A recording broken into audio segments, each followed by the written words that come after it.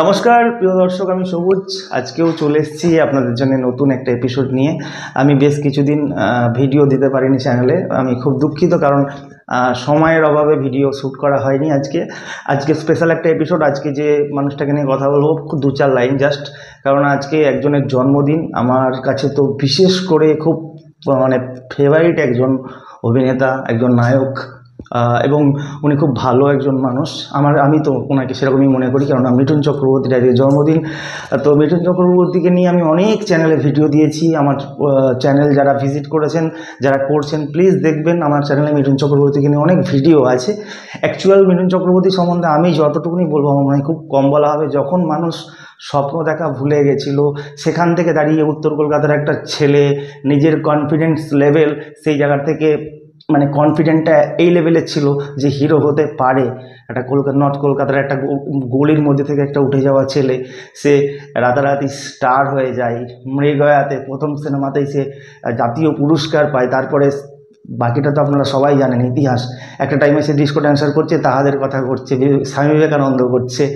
বা যখন আবার আমাদের বাংলা সিনেমার অবস্থা, যখন প্রসেনজিৎ চট্টোপাধ্যায় একাই ইন্ডাস্ট্রিকে টেনে নিয়ে যাচ্ছে, তখন আবার বাংলাতে এসে একের পর এক সিনেমা বক্স অফিসে বাণিজ্য করেছে।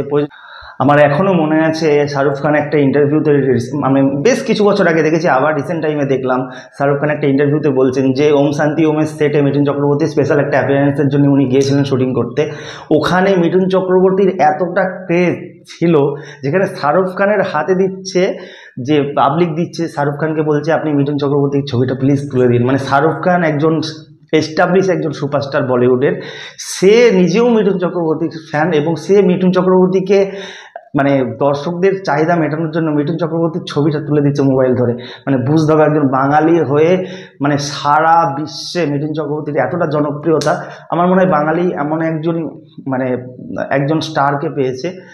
এখন হয়তো কিছু মানুষজন আছে যারা, দেখুন, যারা রাজনীতির রং মেখে চলেন বা রাজনীতি করেন, তারা হয়তো অনেকে মিঠুন চক্রবর্তী, অভিনেতা মিঠুন চক্রবর্তীকে, ব্যক্তিগত মিঠুন চক্রবর্তীকে অনেক আক্রমণ করেন। কিন্তু আমার মনে হয় মিঠুন চক্রবর্তীর মতো অভিনেতাকে আমাদের বাঙালি হয়তো সেইভাবে সম্মান না দিলেও বিশ্ব মানে কি বলবো, পৃথিবীতে যত মানুষজন আছে, মিঠুন চক্রবর্তীর একটা আলাদা কদর আছে, একটা সম্মান আছে।